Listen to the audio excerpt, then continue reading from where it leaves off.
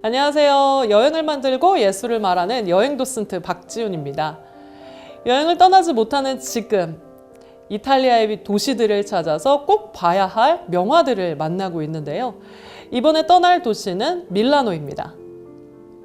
이탈리아의 수도는 로마이지만 실제적으로 경제와 행정 그리고 많은 부분을 담당하고 있는 곳이 밀라노인데요. 그래서 이탈리아를 여행하시는 분들이 밀라노로 가장 먼저 입국하시기도 하죠. 밀라노의 자랑이라고 할 수 있는 곳이 지금 이곳에 나온 밀라노의 두오모입니다. 첨탑이 가득한 고딕 양식으로 만들어진 성당인데요. 사실 이탈리아 반도 안에서는 고딕 양식으로 세워진 성당들을 많이 볼 수 없습니다만 그럼에도 불구하고 세계에서 가장 큰 고딕 양식의 성당으로 많은 여행객들을 맞아주고 있습니다. 이 성당을 보시면 하늘을 향해서 삐쭉삐쭉 올라가는 이 첨탑을 통해서 사람들의 신을 향한 열망을, 그리고 성경의 내용을 상세하게 표현한 스테인드 글라스를 통해서 들어오는 빛을 통해서 종교에 대해서 다시 한번 생각해 보게 하는 그런 여지를 가진 곳이 밀라노의 두오모입니다. 그래서 여행객들이 두오모에 오신 다음에 이제 다음 장소로 향하게 되는데요. 그곳이 어디냐? 바로 산타 마리아 델레 그라치에라고 하는 성당입니다. 바로 이곳이죠.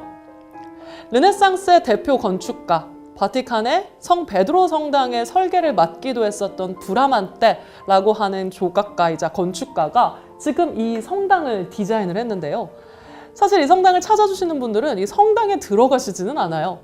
그리고 이 성당 바로 옆에 있는 부속 건물, 수도회의 식당 건물로 달려가게 됩니다. 왜냐? 그곳에 세계에서 가장 유명한 작품이 있기 때문입니다. 그 작품이 바로 레오나르도 다빈치의 최후의 만찬이라고 하는 작품이에요. 이 최후의 만찬이라고 하는 작품은 예수 그리스도께서 십자가에 못 박히시기 전에 아끼던 12명의 제자를 모아놓고 자신의 몸과 피를 상징하는 빵과 포도주를 함께 나눈 다음에 이 중에 나를 판 배신자가 있다라고 폭로를 하는 바로 그 순간입니다. 이 충격적인 장면에 제자들이 다 제각각 개성을 담아서 반응을 했었겠죠. 그래서 레오나르도 다빈치는 성경 속에 있는 이 인물들의 성격과 행동 양식을 하나하나 분석을 해서 개성 넘치는 인물들을 그려놨습니다. 성경 속에 있는 제자들은 성격이 급한 사람도 있고 또 온화한 사람도 있고 관심이 없는 사람도 있고 이런 다양한 모습을 띠고 있는데 정말 그 한 사람 한 사람의 모습을 담았기 때문에 그림이 굉장히 생동감이 있게 느껴지고요.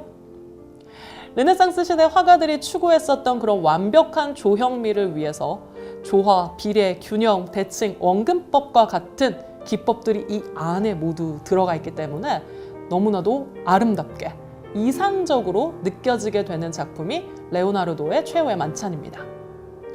그런데 지금 그림이 너무 또렷하지 않다, 색이 많이 바랬다라는 느낌을 가지고 계신가요?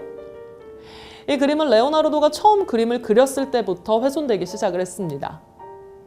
그가 프레스코가 아닌 템페라라는 기법으로 그림을 그렸기 때문인데요. 그래서 지금 여러분이 보고 계시는 이 그림은 레오나르도의 손길보다 어쩌면 복원가들의 손길이 더 많이 닿아 있는 그런 그림이라고 볼 수 있겠습니다. 그래서 훼손을 방지하기 위해서 한 회에 20명의 인원 제한을 두고 단 15분만 감상할 수 있기 때문에 미리미리 예약을 하고 가셔야지만 볼 수 있는 작품이 레오나르도 다빈치의 최후의 만찬이라고 하는 작품이었고요. 밀라노에서 꼭 가봐야 할 브레라 미술관이라는 곳에서도 같은 주제의 다른 그림을 보실 수 있습니다. 브레라 미술관은요, 바티칸 박물관 그리고 피렌체의 우피치 미술관과 함께 이탈리아 3대 박물관으로 손꼽히는 곳입니다. 그곳에 있는 최후의 만찬은요, 루벤스라고 하는 바로크의 화가가 그렸습니다. 바로 이 작품입니다. 정적이고 고요하고 깔끔한 느낌을 주는 레오나르도의 최후의 만찬과 다르게 빛과 어둠을 대비시키면서 뭔가 더 그림에 집중하게 되는, 뭔가 더 우리의 감정을 자극하는 듯한 그런 모습으로 그림이 그려졌죠. 고요하고 거룩한 표정을 짓고 떡을 떼고 있는 예수의 표정과 뭔가 불안한 듯이 우리를 바라보고 있는 가룟 유다의 표정이 굉장히 대조적으로 보입니다. 그리고 지금 예수가 입은 빨간 색깔 옷과 배신자를 상징하는 가룟 유다의 노란색도 색채의 대비를 이루고 있죠. 지금 유다는 우리를 바라보고 있습니다. 루벤스가 무엇을 의도했을까요? 그림을 보고 있는 당신도 나와 다를 바 없다. 당신도 죄인이고 예수를 판 자다. 라고 하면서 우리의 마음을 뜨끔하게 만드는 그런 작품입니다. 이렇게 단순히 그림을 감상하는 데서 머무르지 않고 그림을 보는 우리에게 생각해 볼 수 있는 그런 여지를 던져주는, 그리고 감정을 요동하게 하는 그런 그림이 바로크 미술의 특징이 아닐까라고 생각을 하게 되고요. 이곳 브레라 미술관에서 봐야 할 또 하나의 작품이 있습니다. 안드레아 만테냐라고 하는 르네상스 초기의 화가인데요. 그가 그린 죽은 그리스도를 한번 보시겠습니다.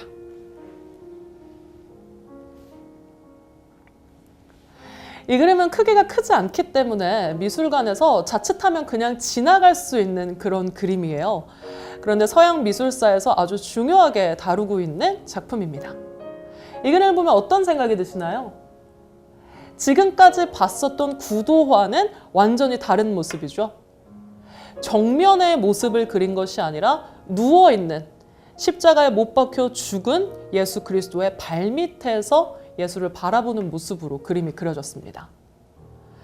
이 르네상스라고 하는 시대에 원근법이 발견된 이후에 화가들은요, 원근법을 적극적으로 사용하기 시작을 하는데요. 만테냐는 그에서 한 단계 더 나아가서 비스듬한 물체에 원근법을 적용해서 그리는 단축법이라는 기법으로 이 그림을 그렸습니다.